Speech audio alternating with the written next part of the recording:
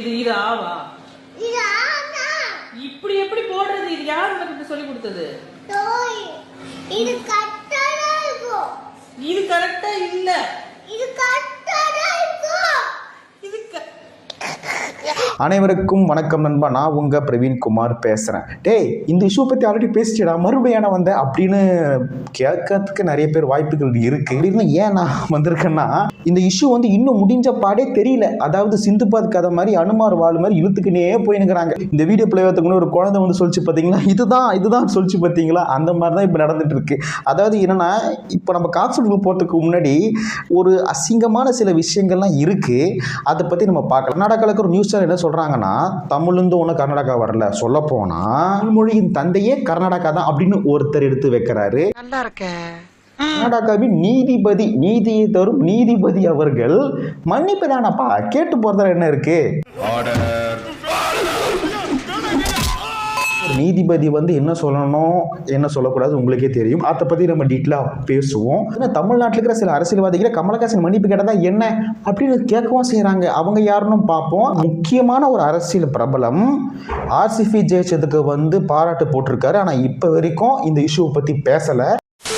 எல்லாத்தையும் முழுசா பார்க்கறதுக்கு முன்னாடி நம்ம சேனலுக்குள்ள போலாமா? வாங்க.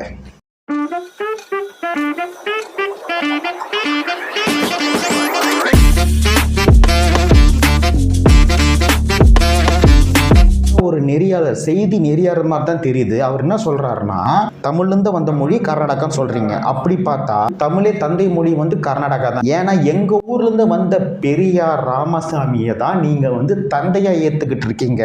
அப்படி பார்த்தா தமிழர்களுக்கு எல்லாரும் தந்தைனா அந்த தந்தையின் தாய்மொழி கர்நாடகாவை தானே இருக்குன்னு தற்குறித்தனமா நெறியாரன் பேர்ல பேசிட்டு இருக்காரு இந்த ஆளு. ನಮ್ಮ ಕನ್ನಡದ ಪೆರಿಯಾರ್ ರಾಮಸ್ವಾಮಿ ನಿಮ್ಮ ತಮಿಳುನಾಡಿನಲ್ಲಿ ಕ್ರಾಂತಿಕಾರಿ ಹೋರಾಟವನ್ನ ಮಾಡಿದ್ರು. ಕನ್ನಡ ತಮಿಳಿನ ಅಪ್ಪ, ತಮಿಳಿನ ಅಪ್ಪ. ನೀವು ಪೆರಿಯಾರ್ ರಾಮಸ್ವಾಮಿಯನ್ನ ತಂದೆ ಅಂತ ಪೂಜಿಸ್ತೀರಿ, ಅವರು ಕನ್ನಡಿಗರು.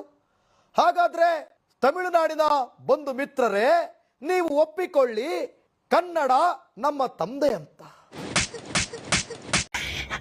அதாவது போன வீட்டில் சொல்லியிருப்பேன், இதை பற்றி பேச வேண்டியது அரசியல்வாதிகளும் கிடையாது, பொதுமக்களும் கிடையாது, வரலாறு ஆய்வாளர்கள் தான் பேசணும்னு சொல்லிட்டு வரலாறு ஆய்வாளர்கள் இவங்கெல்லாம் வரலாறு ஆய்வாளர்கள் பார்த்து தெரிஞ்சிங்க.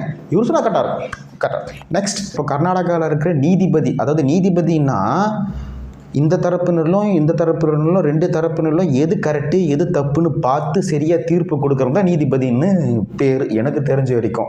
ஆனால் கர்நாடகாவில் சிஎம் சரி, கர்நாடக நீதிபதியும் சரி, கர்நாடகா மக்கள் இல்லை, கர்நாடகாவில் இருக்கிற அரசியல்வாதிகளும் சரி, கமலஹாசன் கிட்ட ஒரு வார்த்தையை எதிர்பார்த்துட்டு இருக்காங்க. அது என்ன வார்த்தை? மன்னிப்பு. தமிழ்ல எனக்கு பிடிக்காத ஒரே வார்த்தை. ஒரு அரசியல்வாதி தன்னோட அரசியல் லாபத்துக்காக சில விஷயங்கள்லாம் செய்யலாம். ஆனா ஒரு நீதிபதி ரெண்டு தரப்பினரையும் யார்கிட்ட கரெக்டான எவிடன்ஸ் இருக்கு, கரெக்டான ஆதாரம் இருக்கு பார்த்து தீர்ப்பை வழங்குற பேர் தான் நீதிபதி. ஆனா இவர் என்ன சொல்றாருன்னா, you come up before this court seeking police protection of a circumstance created by you. Have the people of Karnataka created any circumstance? Circumstance is created by Kamal Hassan. And he says he won't apologize. All that they said, you apologize. In law, we will consider that's a different thing.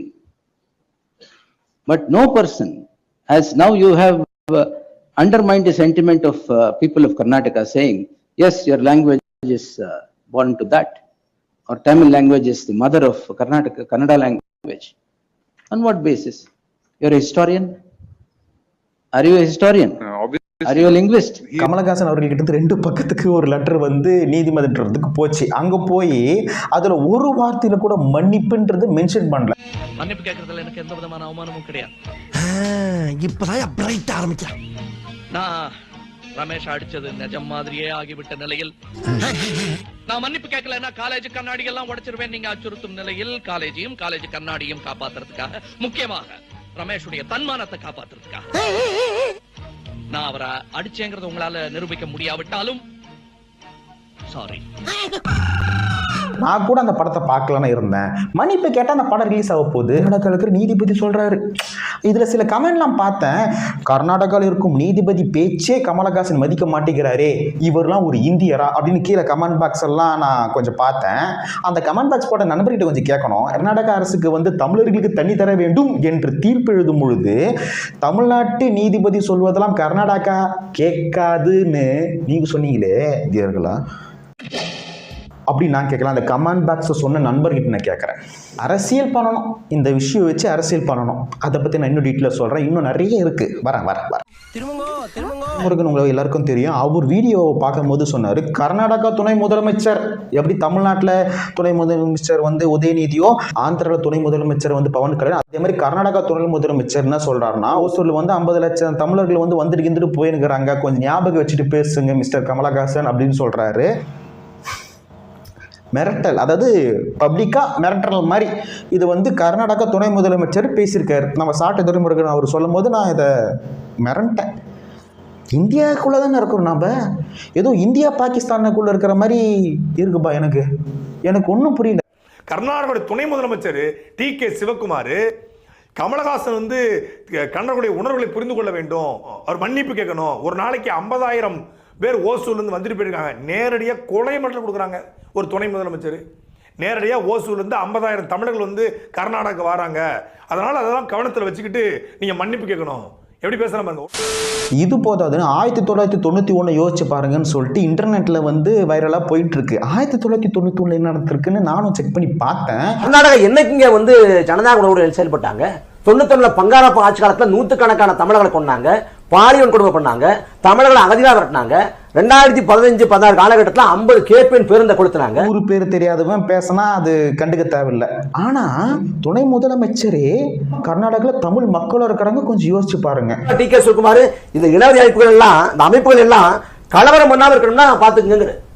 வெளிப்படையான அச்சுறுத்தல், வெளிப்படையான மிரட்டல், அங்க இருக்கக்கூடிய தமிழர்களுக்கு அச்சுறுத்தல், கமலஹாசனுக்கு படைப்புரிமைக்கு அச்சுறுத்தல், இவங்க நடக்கிற தமிழ்நாட்டின் முதலமைச்சர் வாய் திறக்க மாட்டார்னா எப்படி புரிஞ்சுக்கிறது? தப்பு பண்ண மாதிரி இவங்க என்னமா திருப்பி விடுறாங்க. இந்த விஷயத்தில் வந்து தமிழர்கள் உண்மையிலே பாராட்டி ஆகணும். ஏன்னா 1991 சரி, அப்போ வந்து கர்நாடகாவில் வந்து தமிழர்களை தாக்கியிருக்கிறாங்க. ஆனால் அந்த டைம்லையும் நான் ரிசர்ச் பண்ணி பார்த்தேன், அந்த டைம்லையும் எந்த ஒரு கர்நாடகாக்காரர்களையும் தமிழ்நாட்டில் தாக்கப்படலை. இந்த கர்நாடகா இஷ்யூ வரும்போதெல்லாம் தமிழ்நாட்டில் கர்நாடகர்கள் பாதுகாப்பாக தான் இருந்திருக்கிறாங்க. சின்ன விஷயம் வந்தாலும் நியூஸ் சேனல் வந்து அது பரவலாக காட்டிடும். இது வரைக்கும் எந்த ஒரு விஷயமும் நடந்த மாதிரி தெரியல. இதுலேருந்து என்ன தெரியுதுன்னா, அரசியல்வாதிகள் அவங்க அரசியல் லாபத்துக்காக இந்த விஷயம்லாம் செய்கிறாங்கன்னு சொல்லிட்டு மெச்சூரிட்டியாக யோசிச்சுட்டு இருக்காங்க. இப்போ வரைக்கும் தமிழர்கள் எல்லாரும் சாந்தமாகவும் இருக்க மாட்டாங்கல்ல. என்ன சண்டைக்கு கூட்டாவும் ஒன்னா பந்தயம் போட்டு அப்பையும் வீட்டுல கொண்டு போறாங்கல்ல போலீஸ் கம்ப்ளைண்ட். தனி ஒருவன் மாதிரி நம்ம யோசிக்கலாம். அதாவது என்னன்னா, காங்கிரஸ் பின்னாடி இருக்கிற ஒரு முதலமைச்சர், கர்நாடகா முதலமைச்சர், அவருக்கு சப்போர்ட்டா தமிழ்நாட்டில் இருக்கிற தமிழ் இசை என்னன்னு தமிழ் இசை மேடம் அவர்கள் மன்னிப்பு தானே கேட்கறதுல அது என்ன இருக்கு அப்படின்னு சொல்றாங்க. அதே மாதிரி அண்ணாமலையம் அவர்களும் மன்னிப்பு கேட்கறதுல ஒரு பிரச்சனையும் இல்லையே அப்படின்னு அவங்களும் சொல்றாங்க.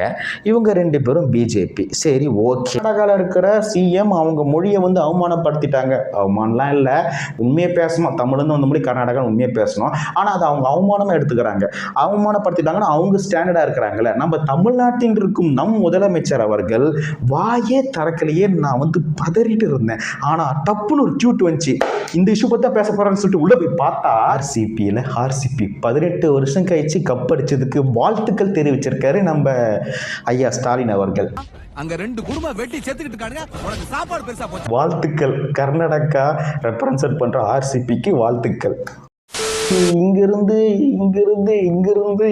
எங்கேயோ போதையா? இது என்ன மாதிரி அரசியல் எனக்கு தெரியல. ஆர்சிபி வந்து ஜெயிச்சதுக்காக நம்ம ஸ்டாலின் ஐயா அவர்கள் வந்து வாழ்த்துக்களை தெரிவித்தார். கர்நாடகாலாம் வந்து கோலாகலமாக அதை கொண்டாடவும் ஆரம்பித்தாங்க. கர்நாடகாவில் எந்த அளவுக்கு கொண்டாடினாங்களோ அதே மாதிரி தமிழ்நாட்டிலையும் ஆர்சிபிக்கு வந்து ரசிகர்கள் இருக்கிறாங்க. 18 வருஷம் கனவு தல ஜெயிச்சிருக்கோம். நாம கப் அடிச்சிட்டோம் ப்ரோ.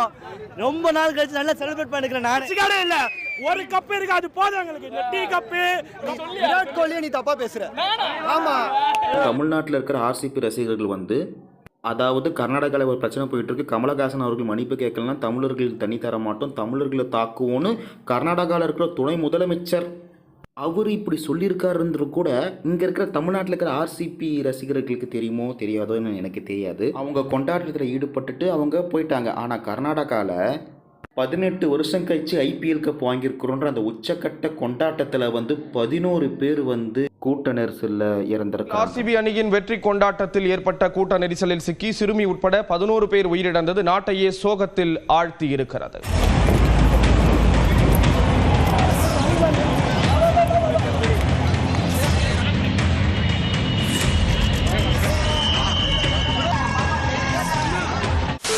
நம்ம ரஜினிகாந்த் ஐயா அவர்கள் ஒரு ட்வீட் போட்டார், அப்போ பழைய ட்வீட். அதாவது என்னன்னா, So Amit Shah ji and Modi ji is like Krishna Arjuna combination. ஆனால் இவங்க 2 பேரோட கருத்தும் வேற வேற மாதிரி இருக்கு. அதாவது என்னன்னா, அமித்ஷா அவர்கள் என்ன சொல்ல வர்றாருன்னா, இந்தியாவின் மொழியிலே தாய்மொழி சமஸ்கிருதம் அப்படின்னு அவர் சொல்றாரு. சமஸ்கிருதமே தாய் என்று மத்திய உள்துறை அமைச்சர் அமித்ஷா தெரிவித்துள்ளார். அறிஞர்கள் பல சமஸ்கிருதத்தை அறிவியல் பூர்வ மொழியாக அங்கீகரித்திருப்பதாகவும் கூறிய அவர் சொல்லும் போது இங்க இருக்கிற கர்நாடகாக்காரங்க எந்த ஒரு கொந்தளிப்பும் ஏற்படுத்தல. அதாவது இந்தியாவிலேயே ஒரே ஒரு நாடு மட்டும்தான் இதுக்கு மறுப்பு தெரிவிச்சது, அந்த நாடு தமிழ்நாடு மட்டும்தான். அது எப்படி நீங்க சொல்லலாம், எந்த ஒரு ஆய்வு அறிவிக்கை எப்படி நீங்க சொல்லலாம் நம்ம கேட்டோம். வந்தா மோடி அவர்கள் இந்தியா மட்டுமல்ல உலக அளவிலேயே பழமையான மொழி தமிழ் தான், அந்த தமிழ் மொழி இந்தியாவில் இருப்பது பெருமை அப்படின்னு அவர் பேசியிருக்காரு. இதை நான் போன வீடியோல நான் பேசியிருப்பேன். ஆனா அப்போ இங்கிலீஷ்ல பேசியிருப்பாரு, கீழே சப்டைட்டில் கொடுத்துருக்கேன். இப்போ தமிழ்லயே மாட்டியிருக்கு, அதையும் பார்த்துருவாங்க. நம்முடைய தமிழ் மொழி இது உலகத்தின் மிகவும் தொன்மையான மொழி. ஒட்டுமொத்த உலகத்திலுமே எத்தனை பெரிய சொத்து இந்த தேசத்திடம் இருக்கிறது, இத்தனை பெரிய கௌரவம் தேசத்திடம் இருக்கிறது. நாம் நமது நெஞ்சினை நிமிர்த்திக் கொண்டு உலகத்திடம் ஏன் கூறுவதில்லை? நான் கடந்த முறை ஐநா சபை சென்று உரையாற்றிய வேளையில் நான் வேண்டுமென்றே சில தமிழ் சொற்களை பேசி வைத்தேன். ஏனென்றால் நான் உலகத்தாருக்கு தெரிவிக்க விரும்பினேன், எனக்கு பெருமையாக இருக்கிறது, எனது தமிழ் மொழி உலகின் மிகச் சிறப்பான மொழி, உலகின் மிக தொன்மையான மொழி, இது என்னுடைய தேசத்திற்கு உரியது. யூடியூப்ல செக் பண்ணும்போது நம்ம ஸ்டாலின் அவர்கள் கொடுத்த பதில் அப்படின்னு போட்டிருந்தாங்க. உள்ள செக் பண்ணி பார்த்தா அவர் கரெக்டாக தான் பேசியிருக்காரு. அதாவது என்னன்னா, தொல்பொருள் ஆராய்ச்சியில் இந்த ஆயுதங்கள்லாம் கண்டெடுக்கப்பட்டிருக்கு அப்படின்னு அதெல்லாம் ஸ்டாலின் அவர்கள் முன்னாடி வச்சிருக்கிறாங்க. அவர் பெருமையாக சொல்றாரு. பெருமையாக சொல்ல வேண்டியது கிட்டத்தட்ட 5300 வருட பழமையான ஆயுதங்கள்லாம் நம்ம தமிழர்கள் செஞ்சிருக்கிறாங்க. அப்போ அவங்க எவ்வளோ பழமையானவர்கள் இருப்பாங்கன்னு நம்ம ஸ்டாலின் அவர்கள் இப்போ பேசியிருக்காரு அப்படின்னு கீழே போட்டிருந்தாங்க. ஓ, அப்போ பேச ஆரம்பிச்சார் போல இருக்குது. இதை வச்சு நம்ம கலக்கலான்னு பார்த்தா இது ரொம்ப பழைய நியூஸை எடுத்து இப்போ புதுசா ஆக்கி போட்டு இருக்கிறாங்க. தொன்மையை உலகத்துக்கு சொல்ற ஒரு மாபெரும் ஆய்வு பிரகடனத்தை இப்போ நான் அறிவிக்க போகிறேன். தமிழ் நிலப்பரப்பிலிருந்து தான் இரும்பின் காலம் தொடங்குச்சு. இந்திய நாட்டுக்கு மட்டுமல்ல, உலகுக்கே மறுபடியும் சொல்றேன், தமிழ் நிலப்பரப்பிலிருந்து தான் இரும்பின் காலம் தொடங்குச்சு என்ற மாபெரும் மானுடவியல் ஆய்வு பிரகடனத்தை இந்த நிகழ்ச்சியின் வாயிலாக அறிவிக்கிறேன். அதாவது 5300 ஆண்டுகளுக்கு முன்பு தமிழ் நிலப்பரப்புல இரும்பு அறிமுகப்படுத்தப்பட்டிருப்பதை அறிவியல் அடிப்படையில நிறுவி இருக்கிறோம்னு மற்றற்ற மகிழ்ச்சியோடு உலகுக்கு நான் அறிவிக்கிறேன். இது தமிழுக்கும், தமிழினத்துக்கும், தமிழ்நாட்டுக்கும், தமிழ்நிலத்துக்கும் பெருமை. 5300 ஆண்டுகளுக்கு முன்பே உருக்கு இரும்பு தொழில்நுட்பம் தமிழ் நிலத்தில் அறிமுகமாகி இருப்பது அகழாய்வுகள் மற்றும் கால கணக்கீடுகள் மூலம் உறுதி செய்யப்பட்டுள்ளதாக ஸ்டாலின் கூறினார். இந்தியாவின் வரலாறு இனி தமிழ் நிலத்தில் இருந்துதான் எழுதப்பட வேண்டும் என்று தாம் சொல்லி வருவதை தமிழ்நாடு தொல்லியல் துறை ஆய்வுகள் மூலம் தொடர்ந்து மெய்ப்பித்து வருவதாகவும் திரு ஸ்டாலின் தெரிவித்தார். ஆனா இது பழசா இருந்தாலும் இந்த விஷயத்தில் எடுத்து நீங்க நோட் பண்ணி பாருங்க. ஆயுதங்கள் கண்டெடுக்கப்பட்டிருக்கு, 5300 வருட பழமையான ஆயுதங்கள்னு நிரூபிக்கப்பட்டிருக்கு. ஆனா கர்நாடகாரர் என்ன சொல்றாங்கன்னா, நாங்க 2300 வருட பழமையானவர்கள் அப்படின்னு சொல்றாங்க. இதுலயே கம்பாரிசன் பண்ணி பார்த்தா எவ்வளவோ வருடங்கள் இருக்கப்பா, அப்பயும் ஒத்துக்க மாட்டேங்கிறாங்க. இவ்வளோ சான்றுகள்லாம் இருக்கு, அப்படி இருந்தும் ஒத்துக்க மாட்டேங்கிறாங்க. ஆனா அமித்ஷா அவர்கள் சொல்லும் போது மட்டும் ஏன் இவங்க கோவப்பட மாட்டேங்கிறாங்க? மூச்சு கூட முழுகுவான தவிர இந்த குத்தாலிங்க வெளியே விட மாட்டான். பக்காவா தெரியுது, பச்சையா தெரியுது. சிவராஜ்குமார் சில விஷயங்கள் பண்ணியிருக்காரு. அதாவது ஸ்டார்டிங்ல கமலஹாசன் அவர்கள் எதுக்கு மன்னிப்பு கேட்கணும், அதெல்லாம் மன்னிப்புலாம் கேட்க தேவையில்லைன்னு ஸ்டார்டிங்ல சொன்னாரு. ಕಮಲ್ ಹಾಸನ್ ಅವರು ನನಗೆ ಬಹಳ ಇಷ್ಟ, ನನಗೆ ಫೇವರೇಟ್ ಅವರು. ತಮಿಳಿಂದ ಕನ್ನಡ ಹುಟ್ಟಿದ್ದು ಮಾತಿನ ಬಗ್ಗೆ ಈ ರೀತಿಯಾಗಿ ಶಿವಣ್ಣ ರಿಯಾಕ್ಟ್ ಮಾಡಿದ್ದಾರೆ. ನಿನ್ನೆ ಬಂದಾಗಲೂ ಕನ್ನಡದ ಬಗ್ಗೆ ತುಂಬ ಚೆನ್ನಾಗಿ ಮಾತಾಡಿದ್ದಾರೆ, ಬ್ಯಾಂಗ್ಳೂರ್ ಬಗ್ಗೆ ಅಷ್ಟೇ ಗೌರವ ಕೊಟ್ಟು ಮಾತಾಡಿದ್ದಾರೆ. ನಾವು ಅವ್ರನ್ನ ನೋಡಿ ಬೆಳೆದವರು, நான் ஒரு அபிமானி. அப்பா யார் அந்த ஆள் கரெக்டாக உண்மையை பிடிச்சி நிற்கிறாப்புலப்பா அப்படின்னு நான் நினச்சேன். ஆனால் இப்போ ரீசெண்டாக வந்து நான் எப்படிங்க அவர்கிட்ட போய் நீங்கள் மன்னிப்பு கேட்கணும்னு சொல்ல முடியும்? அவர் வந்து ஒரு மிக சிறந்த நடிகர். அது மட்டும் இல்லாமல் என் மொழிக்காக நான் உயிரை கூட கொடுப்பேன். ஆனால் நான் எப்படிங்க அவர்கிட்ட போய் மன்னிப்பு கேளுங்கன்னு சொல்ல முடியும்? அப்படின்னா என்ன சொல்ல வரீங்க? ಕಮಲ್ ಹಾಸನ್ ಹೇಳಿದ ಮಾತನ್ನ ನಾನೇನು ಸಮರ್ಥನೆ ಮಾಡಿಕೊಳ್ಳಲ್ಲ. ಆ ಸಂದರ್ಭದಲ್ಲಿ ಏನು ಮಾತನಾಡಿದ್ದಾರೆ ಅಂತ ನನಗೆ ಸ್ಪಷ್ಟವಾಗಿ ಕೇಳಲಿಲ್ಲ. ಕಮಲ್ ಹಾಸನ್ ಮಾತಿನ ಬಗ್ಗೆ ಅವರನ್ನೇ ಪ್ರಶ್ನೆ ಮಾಡಿ ಅಂತ ಶಿವಣ್ಣ ಹೇಳಿದ್ದಾರೆ. ಇನ್ನು ಕಮಲ್ ಹಾಸನ್ ಕ್ಷಮೆ ಕೇಳದಿದ್ರೆ ಸಿನಿಮಾ ಬ್ಯಾನ್ ಮಾಡ್ತೀವಿ ಅಂತ ಸಚಿವ ತಂಗಡಿಗೆ ಪುನರುಚ್ಚರಿಸಿದ್ದಾರೆ. பெரிய ரவுடிகளா நினைச்சேன், ஒரே அடியில பொசுக்குன்னு போயிட்டா. நான் எந்த மொழியும் தாக்கி பேசல. ஆனா 1000 வருடத்துக்கு முன்னாடியே இங்க தமிழ் இலக்கணம் இருந்திருக்கு. இலக்கணம் இருந்தால் என்னடா அப்படின்னு கேட்பீங்க. அதாவது ஒரு மொழி பேசப்பட்டு அதிக வருடங்கள் பயன்படுத்தி அதுலேருந்து புலவர்கள் வந்து அதுலேருந்து வந்தால் தான் இலக்கணமே எழுத முடியும். அப்போ 3000 ஆண்டுக்கு முன்னாடி இலக்கணமே இருந்தாங்கன்னா அப்போ அந்த இலக்கணம் எழுதினவங்க எவ்வளோ பழமையானவர்கள் இருந்திருப்பாங்க. உலகம் முழுக்க தமிழ் எழுத்துக்கள் கொட்டி கிடக்கு. அந்தந்த மொழிகள்லையும் தமிழ் எழுத்துக்கள் சொற்கள் அதிகமாக இருக்குது. நம்ம சீமானவர்களும் சொல்லியிருப்பாங்க, இங்கிலீஷில் கூட இவ்வளோ தமிழ் எழுத்துக்கள் இருக்குன்னு அவங்க சொல்லியிருப்பாங்க. என்னுடைய பேச்சு ஒரு எஸ்எச் ஸ்பீச், என்னுடைய பஞ்சு ஒரு எஸ்போர்ட் ஸ்பாஞ்சு, என்னுடைய கொல் ஒரு இக்கில், என்னுடைய கட்டுமரம் உன்னுடைய கட்டுமரான், என்னுடைய நாவாய் உன்னுடைய நேவி, என்னுடைய கலாச்சாரம் உன்னுடைய கல்ச்சர். உனக்குன்னு என்ன இருக்குது? நான் போன வீடியோ பார்க்காத போய் பாருங்க. அதாவது கொரியன் லாங்குவேஜில் இவ்வளோ தமிழ் எழுத்துக்கள் இருக்குன்னு நான் வீடியோ போட்டிருப்பேன். அமித்ஷா அவர்கள் இந்தியாவின் பழமையான மொழிக்கெல்லாம் தாய்மொழி சமஸ்கிருதம் எந்த ஒரு ஆதாரம் இல்லாமல் சொல்லும் போது அமைதியாக இருந்த நீங்கள் இவ்வளோ ஆதாரங்கள் வச்சுட்டு நாங்கள் சொல்கிறோம், ஒத்துக்க மாட்டேங்கிறீங்க. அதுக்கான காரணம் என்ன எனக்கு புரியல. தமிழ் ஆய்வாளர்கள் என்ன சொல்கிறாங்கன்னா, கீழடியில் வந்து தோண்டப்பட்டது வெறும் 40% தான், இன்னும் 60% நிறைய இருக்குது. அதெல்லாம் எடுத்தால் உலகமே தமிழர்கள் யாருன்னு தெரிஞ்சுக்கும் அப்படின்னு தமிழ் ஆய்வாளர்கள் சொல்கிறாங்க. இந்தியாவில் வந்து கிருஷ்ணர் வந்த தோரகை நகரம் வந்து கடற்குள்ள மூழ்கிடுச்சு சொல்லி அதை கண்டுபிடித்துக்க கோடியே செலவு பண்ணுறாங்க.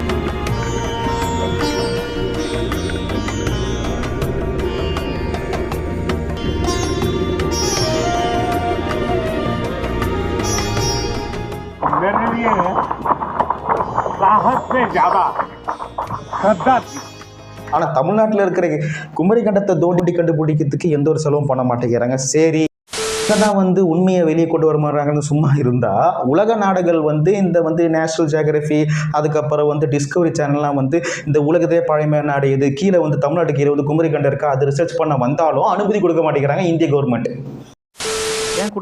கொடுத்தா தெரிஞ்சிடும் போ உலகத்துக்கே எது பழமையான நாகரிகம்னு. எப்படி கொடுப்பாங்க? கொடுக்க மாட்டேன். இப்போ ரீசெண்டாக மொழி ஆய்வாளர் நம்ம சொல்லியிருந்தோம் பார்த்தீங்கன்னா, போன வீடியோலையும் சரி இந்த வீடியோலையும் சரி, மொழி ஆய்வாளர்கள் சொல்கிறது தான்ப்பா நம்ம கேட்கணும். அரசியல்வாதிங்க பேசக்கூடாது, பொதுமக்களும் பேசக்கூடாது. ஏன் கமலஹாசன் அவர்கள் சொல்லுவாங்க, நான் அரசியல்வாதி நானே பேசக்கூடாது, மொழி ஆய்வாளர்கள் சொல்கிறது தான் உண்மை அப்படின்னு சொன்னாங்க பார்த்தீங்களா. அந்த மொழி ஆய்வாளர்கள் தான் நம்ம மன்னர் அவர்கள் வந்து இப்போ கொடுத்த நியூஸ் சேனலில் ஒரு வீடியோ பாருங்க. இந்த நிலையில் வரலாற்று ஆய்வாளர் திரு மன்னர் அவர்கள் நம்முடைய இணைந்திருக்கிறார். இல்லைங்க, முதல்ல அந்த திராவிட மொழி குடும்பம்னு சொல்றாங்க இல்லைங்களா, இந்த கருத்து வந்துட்டு கால்டுவெல் தான் முதல்ல முன்வைக்கிறார். கால்டுவெலுக்கு முன்பாக எல்லிஸ் இருந்தப்போ அதை வந்து தென்னிந்திய மொழி குடும்பம் அப்படின்னு அவர் அழைச்சார். எல்லிஸ்க்கு முன்பாக இருந்த ஐரோப்பிய அறிஞர்கள், தமிழக அறிஞர்களோ இந்திய அறிஞர்களோ கிடையாது, ஐரோப்பிய அறிஞர்களே இது வந்துட்டு தமிழிக் மொழி குடும்பம் அப்படின்னு அழைச்சாங்க. கால்டுவெல் வந்து அவருடைய நூல்ல திராவிட அல்லது தென்னிந்திய மொழிகளின் ஒப்பிலக்கணங்கிற நூல்ல குறிப்பிடுறார். இந்த மாதிரி வந்து முன்னாடி இருந்தவங்க வந்து தென்னிந்திய மொழி குடும்பம்னு தான் சொன்னாங்க. இதை நியாயமா தமிழிக் மொழி குடும்பம்னா நாம சொல்லணும். இருந்தாலும் கூட இந்த தமிழ் மொழி குடும்பம்னு சொன்னா அது சிலருக்கு வந்துட்டு ஒவ்வாமையா இருக்குன்றதுனால நான் இதை வந்துட்டு திராவிட மொழி குடும்பம்னு சொல்றேன் அப்படின்னு கால்டுவெல் அவர்களே சொல்லியிருக்கிறாரு. நியாயமாக இதுக்கு வந்து தமிழ் மொழி குடும்பம்ன்ற பேர் தான் இருந்திருக்கணும். அந்த பேரை மாத்தி திராவிட மொழி குடும்பம்னு வச்சவே நம்ம எதிர்ப்பு வந்து தெரிவிச்சிருக்கணும். இருந்தாலும் பெருந்தன்மையோட வந்து அதை விட்டதோட விளைவு தான் இப்போ வந்துட்டு தமிழுக்கும் தெலுங்குக்கும் தொடர்பே இல்லைங்கிற மாதிரியான வாதங்கள்லாம் வரக்கூடிய நிலைமையா இருக்கு. புரிஞ்சதா? தமிழிய மொழி குடும்பம் சொன்னால் இங்கே இருக்கிற அதாவது கன்னடம் மலையாளம் அவங்களுக்கு ஒரு மாதிரியா இருக்குன்னு சொல்லிட்டு தான் நம்ம வந்து திராவிட மொழி குடும்பம் அப்படின்னு சொல்கிறோம்னு சொல்லிட்டு கால்டுவெல் சொல்கிறாங்க. அதாவது செம்மொழி அறிவித்ததே மதிப்புக்குரிய கருணாநிதி அவர்கள் தான். அவர் உயிரோட இருந்தாலே சொல்லியிருப்பாங்க, உண்மைதானே தமிழ்னு வந்து மொழி தானே கர்நாடகான்னு சொல்லியிருக்கலாம். ஆனால் அவரோட பொண்ணு வந்து கனிமொழி அவர்கள் கேட்கும் போது ஆமாம் உண்மைதான் தமிழ்னு வந்து மொழி கர்நாடகா தான் அப்படின்னு சொல்லியிருக்கணும். ஆனால் அவங்க சொல்லாம ஏன் ஒண்ணாங்க? தான் கன்னடம் வந்தது அப்படின்ற ஒரு கருத்து சொன்னதுக்காக நான் சொல்லல. தமிழ்ல இருந்து தான் கன்னடம் வந்தது அப்படின்ற ஒரு கருத்து சொன்னதுக்காக நான் சொல்லல. கூட்டணியில் இருக்கிறதுனால ஏதோ பிரச்சனை ஒரு சொல்லி ஓட்டாங்களோ? ஹலோ ரெண்டு பேரும் விளையாட்ட ஆரம்பிச்சிடணும்னு தோணுது. விளையாட்டுனா விளையாட்டு தெரியாது, அதாவது நான் அடிக்கிற மாதிரி அடிக்கிறேன், நீ அலற மாதிரி அழு, அந்த மாதிரி சொல்லுவாங்க அந்த விளையாட்டு. அதாவது என்னன்னா இப்போ வந்து மரியாதையாக கமல் அவர்கள் மன்னிப்பு கேட்கணும், ஏன்னா வந்து தண்ணி தர மாட்டோம், அப்புறம் வந்து இங்கே இருக்க பிரச்சனை பண்ணுவோம் அப்படின்னு இவங்க சொல்ல, எப்படி நீ தண்ணி தர மாட்ட, அது எப்படி நீ வந்து தமிழர்களை அடிப்ப அப்படின்னு இவங்க சொல்ல, இந்த நடுவில் வாஸ் மாதிரி போட்டு நீ நானான்னு போட்டு அதில் இந்த ஓட்டு அரசியல் எதாவது பண்ணுவாங்கன்னு தோணுது. அப்போ இங்கே இருக்கிற மக்கள் வந்து கரெக்டாக தான் ஆட்சி நடக்குது அப்படின்னு சொல்லிட்டு ஓட்டு அரசியல் பண்ணுவாங்கன்னு எனக்கு தோணுது. எனக்கு ஒரு கற்பனையே எனக்கு என்ன இப்போ தோணுதுன்னா, இப்போ தான் தோணுச்சு. அதாவது கமலஹாசன் அவர்களுக்கு ஸ்டாலின் அவர்கள் எம்பி சீட்டு கொடுத்துருக்குறாங்க. அவர்கள் வந்து யாருக்கு ஆதரவுனா காங்கிரஸுக்கு ஆதரவு. காங்கிரஸோட ஆட்சி தான் இப்போ வந்து கர்நாடகாவில் நடக்குது. அவரோட முதலமைச்சர் தான் இப்போ கர்நாடகாவில் ஆட்சி பண்ணிட்டு இருக்கிறாங்க. இப்போ இந்த இஷ்யூ பெருசாச்சுன்னா, இப்போது கர்நாடக முதலமைச்சர் வந்து காங்கிரஸ் கிட்ட சொல்லி, காங்கிரஸ் வந்து ஸ்டாலினை கூப்பிட்டு இந்த மாதிரி கமலை மன்னிப்பு கேட்க சொல்லுங்க அப்படின்னு சொல்லி கமல் அவர்கள் வந்து எம்பி சீட்டுக்காக மன்னிப்பு கேட்டார்னா, குடும்ப அரசியல் தமிழ்நாட்டையே குடி தோண்டி புதைக்கிறாங்க திமுக சொல்லி எதிர்த்து அரசியல் ஆரம்பிச்சீங்க. இன்னைக்கு உடனே வந்திருக்கீங்க, எப்படி உங்களோட பதில் என்ன சார்? நாட்டுக்கு தேவை, அதனால் வந்திருக்கிறேன். மறுபடியும் அவசியம் தேவைன்னு போயிடுவாரோ தெரியலையே. சரி, நீங்க என்ன நினைக்கிறீங்க கீழே கமெண்ட் பாக்ஸ் சொல்லுங்க. மறக்காம உங்க கருத்துக்களை பகிருங்க, நான் பார்க்குறேன். ஒரு காமெடியா வச்சு கூட வச்சுக்கங்க. மன்னிப்பு கேட்டார்னா இவர் மன்னிப்பு கேட்க மாட்டாரு, மன்னிப்பும் கேட்கக்கூடாது அப்படின்னு சொல்லிட்டு சப்போர்ட் பண்ணிட்டு இருக்கிற இன்க்ளூடிங் ஃபார் மீ நம்மெல்லாம் என்னவாகும் ஒன்று சொல்கிறேன். இந்த நாளை இந்த டேட்டை ஞாபகம் வச்சுக்கோங்க. இந்த வீடியோ யூடியூப்ல எப்பயுமே இருக்கும், அதனால நான் சொல்கிறேன். அதாவது என்னன்னா, உண்மையை எவ்வளோதான் குப்பையை போட்டு மறைச்சாலும் அது என்னைக்கு இருந்தாலும் வெளியே வந்து தான் தீரும். இன்னைக்கு கர்நாடக மக்கள் வந்து தமிழை வந்து ஏற்றுக்காமல் இருக்கலாம், தமிழ் வந்து எங்கள் மொழி வரலன்னு சொல்லலாம். ஆனால் ஒரு காலகட்டம் உலகமே தமிழை தேடும் அந்த காலம் வெகு தூரம் இல்லை. தூங்குறவனை ஏப்பலாம், தூங்குற மாதிரி நடிக்கிறவனை ஏப்பவே முடியாதுன்னு சொல்லுவாங்க. சரி, நம்ம இந்த வீடியோ உங்களுக்கு பிடிச்சிருந்தா காலா ஸ்கெட்சர் லைக் பண்ணுங்க, ஷேர் பண்ணுங்க, கமெண்ட் பண்ணுங்க, மறக்காம சப்ஸ்கிரைப் பண்ணுங்க, பக்கத்தில் இருக்கிற பெல் ஐக்கனை பிரஸ் பண்ணுங்க. குறிப்பா லைக் பட்டனையும் சேர்த்து பிரஸ் பண்ணுங்க. நீங்க லைக் பண்ண பிரஸ் பண்ணி தான் நம்ம சேனல் நாலா பக்கம் போகும், நம்ம சேனல் கொஞ்சம் கொஞ்சமா வளரும். உங்களோட கருத்துக்களை மறக்காம கீழே கமெண்ட் பாக்ஸ் சொல்லுங்க. குறிப்பா லைக் பட்டனை பிரஸ் பண்ணிட்டு போயிடுங்க. உடன் விடைபெறுவது உங்கள் பிரவீன்குமார்.